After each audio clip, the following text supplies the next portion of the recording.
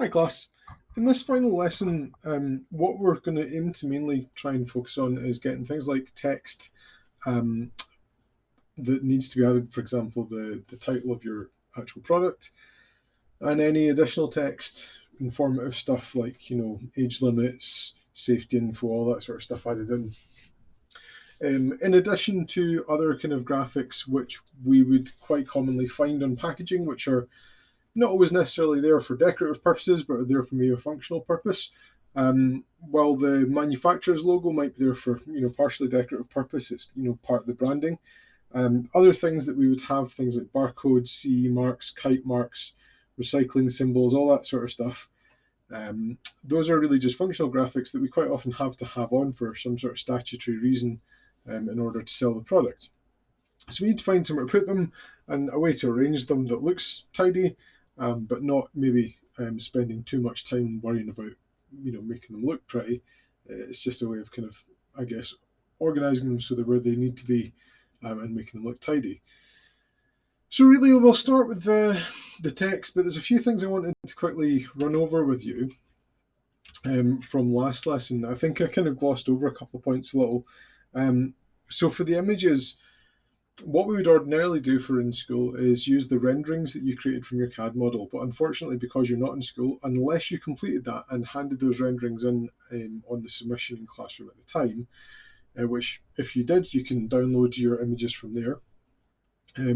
Unless you did that, you probably won't have images of your actual product. So I just went away onto Google and searched for a toy Tonka truck here and found two different pictures from two different angles here. Just copied those pictures, and in Gravity, you may not need to do this because it depends on the shape of the anywhere that you're going to put in your photographs. On Gravity, I just pasted the image in, resized it. Just want to make that a bit smaller. Try it again. So hit escape. For some reason, it came in with the crop option enabled. So we just resized that a bit. We'll just pop it down there for now. And because my images have to go into this circular space, I think I went over this last time, but I'll just go over it again quickly. What we want to do is create a circle that's about the size of the space that it has to go in, maybe just slightly larger. So we just do that. First of all, it'll probably do the job. And then what we'd want to do is resize the image so that the bit of the image that we want to actually see just kind of fits behind that circle. And then we can just a wee bit smaller. There we go. This is where having snap to grid can be a bit of a pain because you can't always very finely control things. So at this point, we can just take that shape and select the image with it by holding the shift key when we click on that. So we just click them both together, or you could just drag a box over them both. And then you're going to right click and mask with shape. And that just uses the shape you used to chop out the picture. And you can do that for lots of different things. On reflection, the picture's probably a little bit high up, so I'll just undo that, nudge the circle up a little bit higher, and do it again. And by doing that, you can cut the edges out of your shape or your image. So if you have an image that you need to put into specific sort of shape that it doesn't fit into naturally because of its original kind of shape, make the shape in Gravit and simply mask it like that. When you have your images cut to whatever size they need to go into, just embed them within your graphics. So again, it depends what you're doing. It might be that with your image itself, you're just going to add a border to the image around the outside of it, but you do have to be careful with that because it doesn't really work terribly well if you've cropped them. If it's just a rectangular image, it'll be fine, but if you have cropped, it can be a bit of a pain. And you have to make sure you get the right things selected.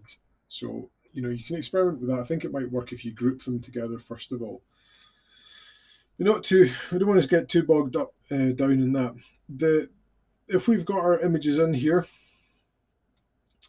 we'll just pop them in, and first of all I will quickly grab the circle and the image, and we'll use the align tool to just align centers, and then we can just bring that circle in the background, arrange, bring to front, and that will bring the circle back on top of it.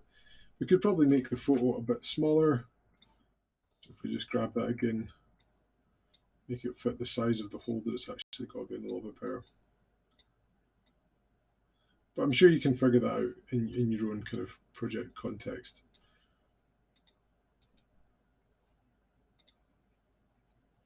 Not quite. Nudge it a bit. There we go. Okay, so you get the idea. So we do the same again for this. Just get it the right size so it matches the size of the space that it's got to fit into. And if it's got a graphic that's fitting around it, just remember to make sure you go and arrange and bring that to front so that the toys sit inside the picture, or the space, should I say. The other thing I didn't remember to show you last time is where we have like an unusually shaped cutout. Remember that you can use the compound shapes to create those. So the way that we made these two little bits here was actually really simple. Just a rectangle, which was kind of how they would start out. So say that was going to be the space that I wanted them to inhabit. You could do it at one side as well, just do it one at a time and then duplicate it and flip it.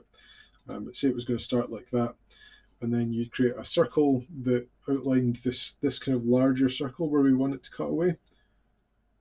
So we just make that circle as well.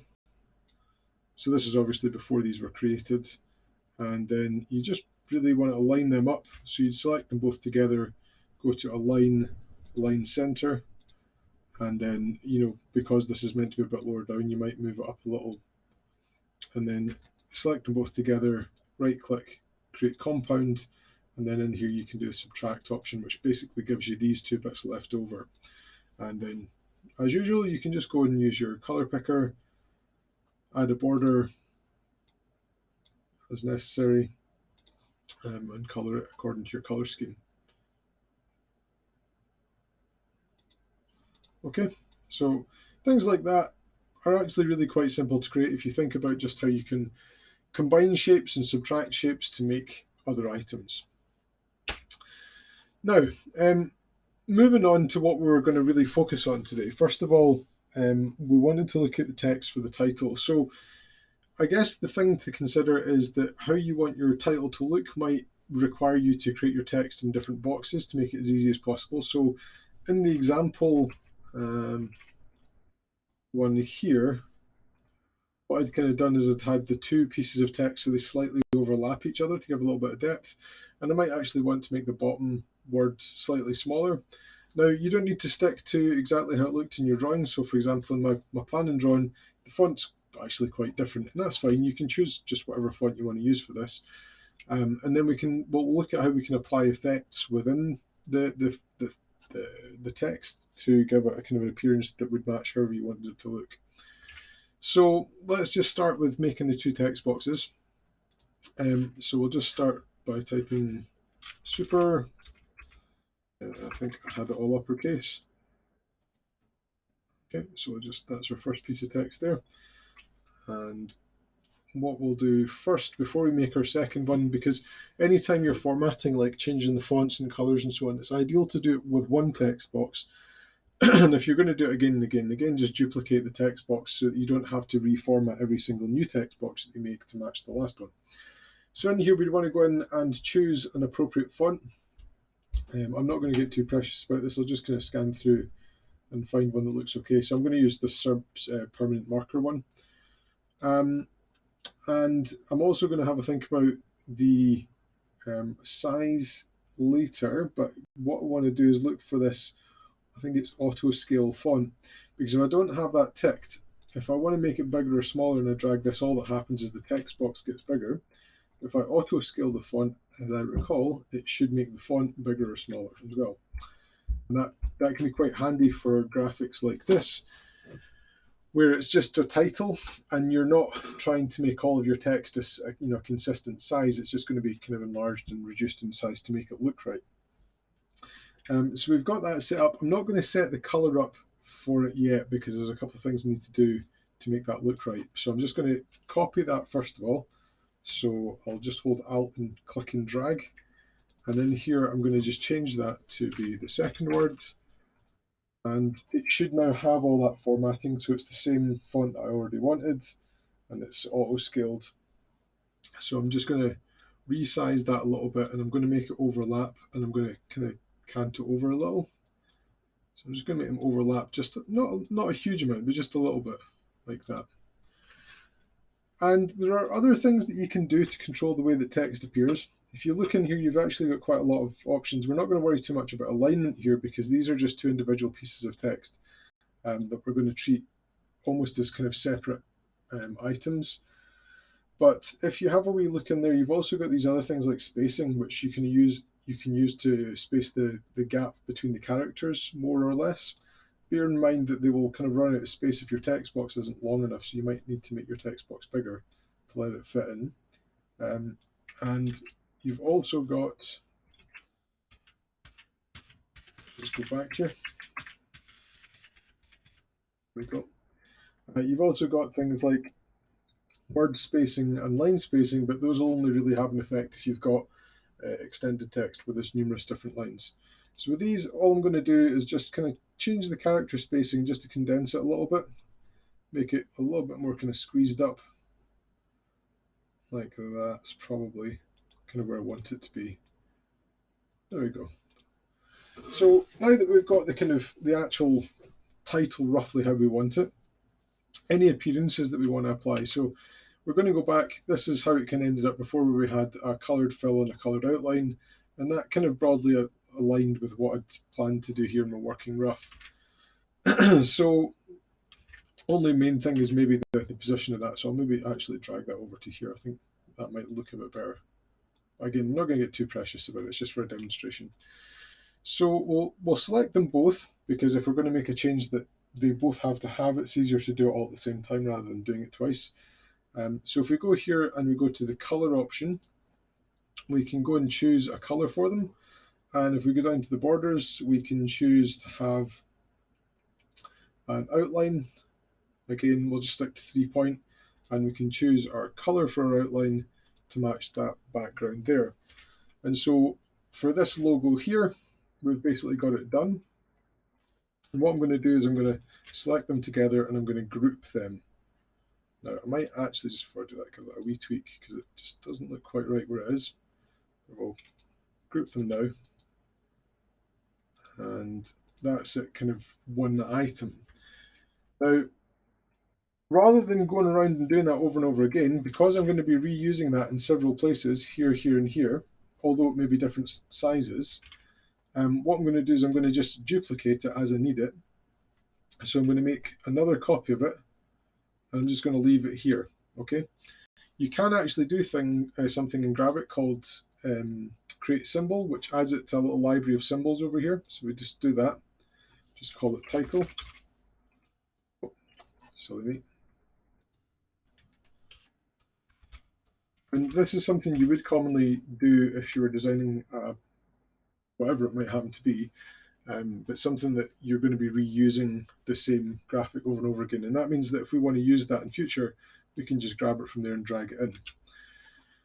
But for now, it's as easy to copy and paste. So we'll just drag this over here to where we want it to go.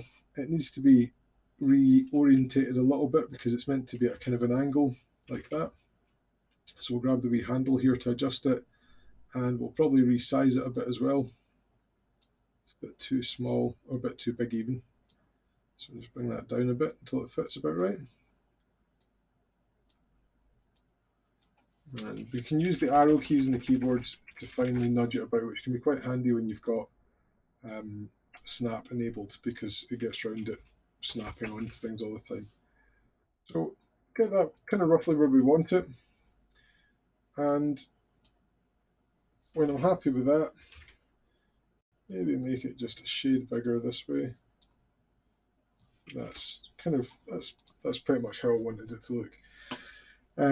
So when I've got that one there, on the other sides here, where we've got it repeated, it would probably make sense to just copy that, because it's at the angle we want it to be at, rather than using this one and having changed the angle. Just copy this one here, and just drag it over. Now, we'd probably make it a bit smaller, so I'll just go into here and go to the size, make sure those are linked, and just kind of drag it down to, yeah, about there. That looks about right.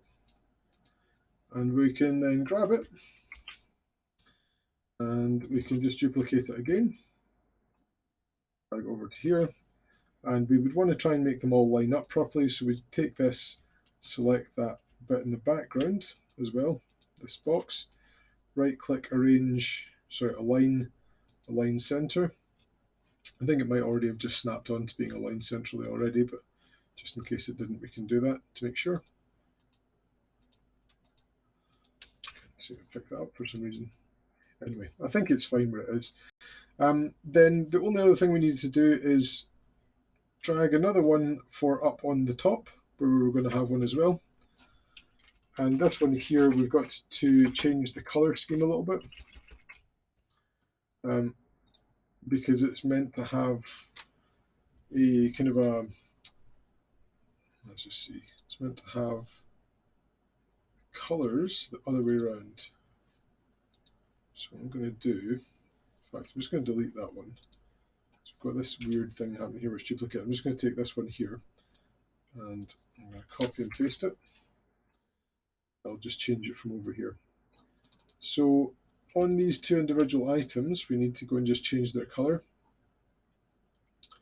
So I want to make them that color. I'm just going to double click that as well. It's a bit awkward sometimes when you've grouped things to kind of deselect and reselect, so you just have to take your time and go and grab them. And then in here, we're going to just change the outline so it's the green, and that one there, likewise change it so it's the green as well. You know, again, I'm just going through this because it's how mine would look, but you would obviously just do the equivalent for your own. And we'll just kind of rotate that so it looks about right. And again, just copy and paste it. And on the back, it was going to be reused down here as well. I just lost that one that I copy and pasted. It was going to be reused and I was going to put a wee tiny copy of it there. So I'll just rotate it around and make it way smaller so that it fits in and looks right where it's got to go here. So that's those particular parts of text done. The others are pretty straightforward. I don't really want to go into them in a lot of detail because they're just text boxes. But say, for example, we're going to put some text in here while we're working upside down. It's probably easier to make them the right way up. So in there, I was going to have safety info and instructions. So I'm going to have two text boxes. I'll just make them by drawing the actual shape of the text box to kind of fill the space I want it to fill. We can just ignore that bit of text that's there for now because we'll replace that with what we want in there.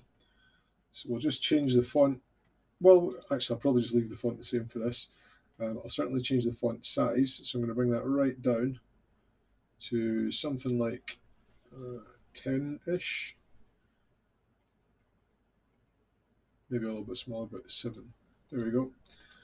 And what I'm going to do is I'm just going to get some junk text that we can put in there, and we use something called lorem ipsum text to do that.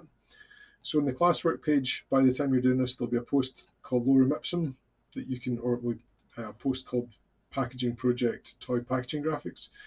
But there's this website here where we can just get, it's basically nonsense, doesn't make any sense, but we can just choose how much of it we want. So I just chose one paragraph, and I'm not even going to need all of that. I really only probably need like a couple of lines. So I'm just going to copy that text. I'm going to come back over to my file, and I'm just going to do Shift Control V, which is paste without formatting. Now, even at that, to be honest, the text is probably a bit too big, so I'll just make it even smaller. Let's make it 5, and then I'll probably knock off, I'll just delete an extra line or two that we've got there that we don't need. There we go. And in here, I'm just going to put in the top instructions, and on the other one, I'm just going to copy and paste that. I'm just going to put in whatever that text was going to say there. I think it said safety info. So when we're designing something, we often don't have the information, the actual text, and that's not going to stop us from designing. We just make it up by using this lorem ipsum nonsense to fill the space. And we'd usually just put the title, whatever that's going to be in. In terms of the color, I think I was going to use white for that. So I'll just grab both of these text boxes here and select the color. I'll just steal the white background, and then we can drag them over. And individually, I can just grab them, rotate them, or actually, what would probably make more sense is if I just did that using the rotate tool here, 180 degrees. I'll get them both exactly how I want them, and just drop them in where they're going to go. And we could think about our alignment, so it probably make more sense to have that one aligned in the other direction, so it's aligned to the straight edge at the side of the shape. So do think about things like your alignment. And then otherwise, we would just maybe grab these and we would try and align them with each other. So we just go to arrange, sort of align center. Not that way, sorry, that was silly of me. It should have been align middle. There we go, that's it. And we can just nudge them up and down until they're pretty much where we want them. You get the idea. You know. There's a little bit of text I was going to add at the front, but I've shown you that, so I'm not going to go through it. I don't want to duplicate what I'm showing you. So the only other things to add in are these additional graphics, like, for example, the barcode and all those other bits and pieces. So again, quickly going back to our classroom, I've put that post up which has all of these things there for you. It's probably quickest just to click on them and then copy and paste. And you will find that when they come into the file, they might be really big. So you might have to click on them and reduce their scale quite a lot. And if you just go through, you can right click, copy, just keep copying and pasting them over. So you've got everything you need. Now I'll just, while I'm doing that, so you don't have to watch me copy and paste them, and I'll start again when I've got them. Okay, so now that we've got all those graphics in, a couple of things to consider. One, barcodes. Make them a sensible size. If you look at a package, you're not going to find a barcode that's like this big on the back of it. And there is actually a standardized size for barcodes, which is notionally about 32 millimeters wide.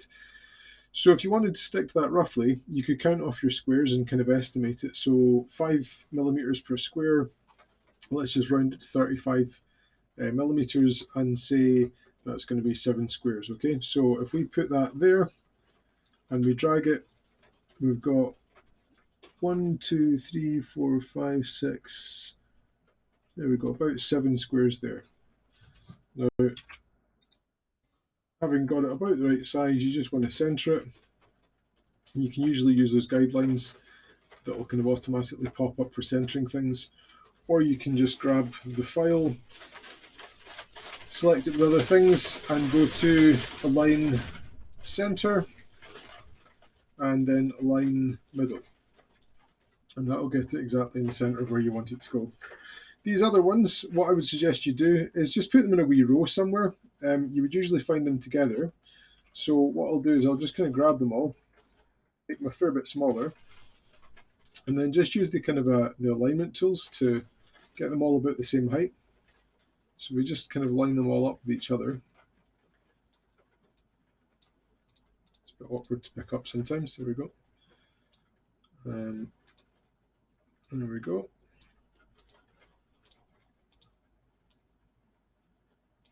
Something like that. The boundaries of the actual images aren't always exactly at the edge of the box, so you might find you need to just kind of adjust the sizes by eye so that they're all about the right size. So there might be a wee bit of kind of playing about with them there. And likewise, you might want to turn off grid snap because that can make it difficult for you to manually resize things. It can make them kind of jump about a little bit. But if we're happy with that, what we can do is we can just select them all, and we can go again align and align middle or align top, whatever you want to do. And you could group them if you want. I don't have much luck selecting them here. Try again. Okay, we can group them. as a single selection, and that should allow me now to resize the whole lot of them at once. And I can just go to my angle and I can flip that upside down if they're going to go in the back. You can obviously orientate them appropriately to wherever you're going to put them. Then just really, if you can actually get as far as picking it up, which I seem to be struggling with for some reason. There we go. You can just move it onto your page. Now, this is a good opportunity to think about alignment. So, for example, try and place things on the page so that they line up with each other. So we'd maybe want the bottom of these to line up with the bottom of the circle, and the far edge of them to line up with the edge of this. So it is where we can spend a little bit of time kind of nudging things about, just so that it all looks kind of neat and tidy, and it's like it's been kind of well considered. Now, as I said, I don't want to. I'm conscious this video is already pretty long. I don't want to drag it out, so I'm not going to go through making the wee bits of text for the front because it's really the same principle as these.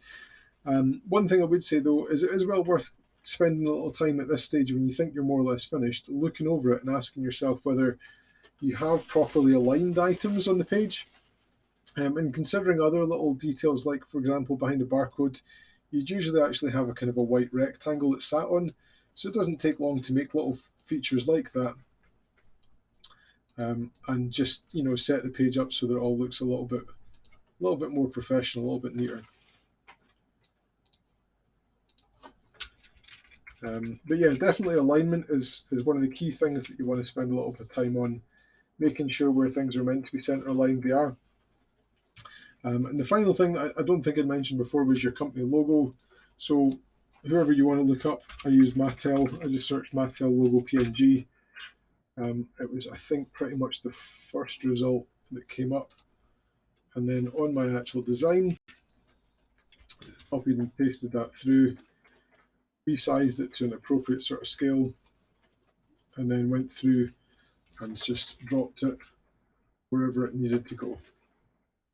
And again, you'd use alignment if you were going to do this properly, so you'd grab these together, and you could just go to arrange, line middle, get them lined up properly, and again, copy and paste them probably on every side, because the branding is going to be a really important part of the design. I'm not going to spend a lot of time lining them up for you, but again, you get the idea. I think we'll call it a day at that. Key points, as I say, when you're making something like a logo that you're going to reuse over and over again, create one, format it, and then just copy and paste it rather than doing it over and over again. Do try and apply unity. So if you have a logo, it should be consistent throughout, or a title, it should be consistent throughout, or your fonts like these bits here. We would expect to see those fonts the same throughout wherever we're using other additional text. Spend the time taking a little bit of extra effort to line things up properly, and add little kind of details that tidy stuff up. So if you've got any questions, I guess let me know. As I mentioned before, I know that all your own designs have their own unique kind of challenges that might be a bit different from what I've shown you. And if you have any questions, I'll be happy to try and help. Best of luck with getting on with that, and I'll see you soon.